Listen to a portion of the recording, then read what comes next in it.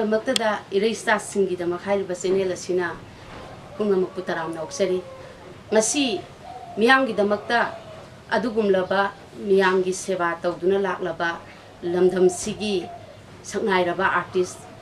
innocent ice ꯍꯥꯏꯔꯤꯕ ꯕꯦꯟꯗꯨꯒꯤ ꯌꯥꯝꯅ popular ꯑꯣꯏꯕ ꯁꯤꯡꯒꯔ ꯑꯃꯈꯛ ꯃꯤꯌꯥꯝꯗ ꯈꯨꯗꯣꯜ ꯇꯝꯖꯒꯦ ꯍꯥꯏꯔꯤꯕ ꯁꯤꯡꯒꯔ ꯑꯁꯤꯒꯤ ꯃꯃꯤꯡ ꯁꯛꯅꯥꯏꯔꯕ ꯔꯥꯖ ꯑꯌꯦꯛꯄꯝ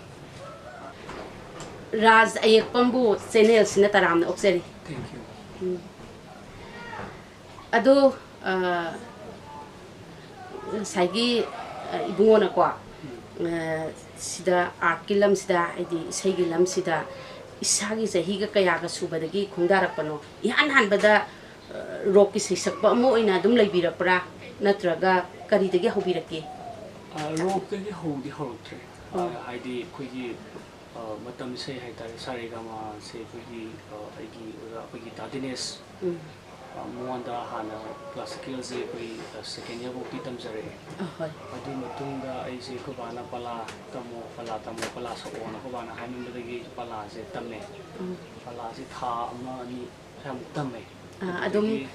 miyam gi thogan ga tau gibra mai tau koi kang gi se sakpa adi hali ge sakpa adi dumba koi ke ge kangi sakpa jalon sakpa ko pale to deba kramagadi adu muti ai tahudriba aduga adum khata bada ai apam da lambi hai ta sigi lambi se khrai ta aduga sida changaba matung chahi kay amuk leirakanda miyamna sakhangba miyamgi success oiba singer amani hana miyamda saktakjaba ngambase chahi kamuk changi tamaba matung changaba matung sakhankpase koigi 2017 gi siro haida siro festival ukhul gi 2017 gi ukhul sida ai se Facebook list phangi bani hoi adudagi khangnar ka haida aduga koigi sei am khak koigi original song sei ka le lapthokro ana lapthokro se koigi nonglen athopom nei bi bani sei se koigi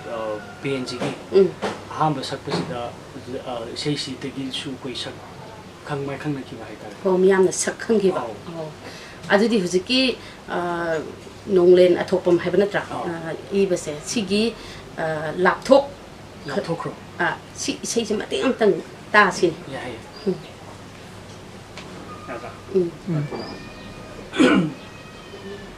nanai bu nungshibadi oiramle ma mintagi karigi noigi dama lepanamdriba lepchikena gidama aina khudum thiba kayagi mangda adubu thadok tuna chakre ifamde aibu thadok lamlaga ina tikilap khraga aibu kauba ngamlani kalladi aibu mirai ramlaga aibu nathai ramlaga momon minok tamlani kalladi kau thokro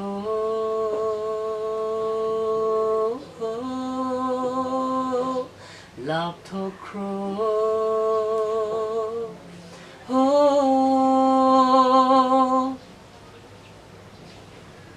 damiram nang nai famda karamomo no kani ishu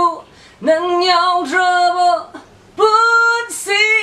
asina I be ram nang nai famda ho krava wari singdo ning sing laga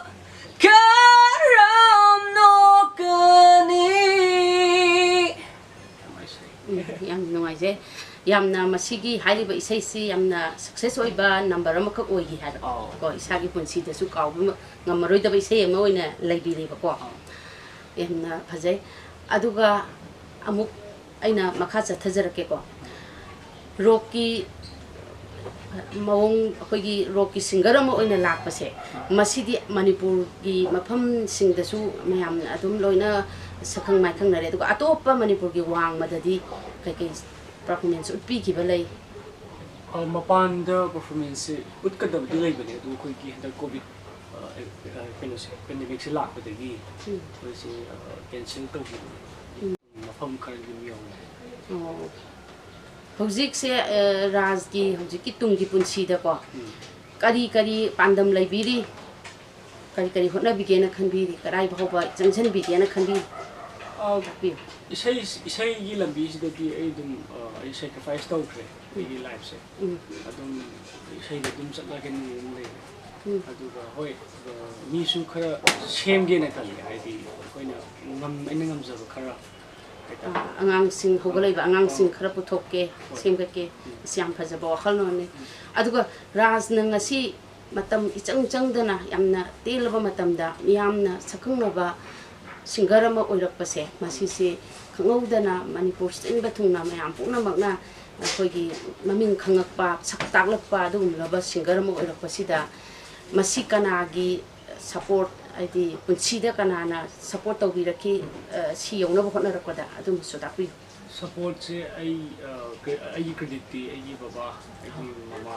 hoi mama ni ko pijini hai ni mama ni na support tawbi raga masi se ga lakhi yam phai khoi mama baba gi support phung baga loina na isana su thawai yauna haiba inba macha ma oina ko baba na moina apamba du da ajana khungda ba satpak changchin ba haiba inba angang ma su oire haina lobjare ko aduna maram oiraga baba imane isane ahum simak tuna chatminara kanda khoi gi makhong ahum se si chap manana lepminaba do aduna maram oirakanda ne ba ngasi mai pa ibase athuba matamda aidi punsi tiam angang oiri dane nauri ba aduga akhoi gi mayamna sakhak khangna ba adum mayamna popular oiba adum ba singer ma khak oiba yamna su pamna ba oiba adugumba oire isi hairiba support ahum isana hotna bane ipane imane pulla kanda awan na thidana jangsen gi baduna ne na ai haijani ko yam pai mai pa ko oibiyo tungda su hena mai pa ko oibiyo aduga chokthaba leitana myam gi seba tawbada kathokpa ga loina na adi chapthokpa pongthokpa yaudana ko awana thidana ai gi ikha thaba singsu simgat pangam badu adum oibiyo oine na su khanjai housi leri pandemic covid 19 si matang da hai ga koi social distance thambiyo and then koi gi khutsa na hadu piro thabu se thoro su hala su khutsa na hadu pi ba and then koi gi maintain to bi ba hai tare sa man to mina se aduga covid 19 dagi su koi nga thukna ba economy na se aduga housi koi vaccine ke ka di thok tri du da su sima thokpa ngai mina se hai tare aduga aroibata khoi ireisa singidamak hyriba channel asi mayamna subscribe likes tobio aduga share tobio haidi malengi khoi manipur khangdi si khoi sinthuna yongnawa aduga subscribe tobio thank you yesterday walking out in hand lovely night insane I remember you through the sleepless night, through every endless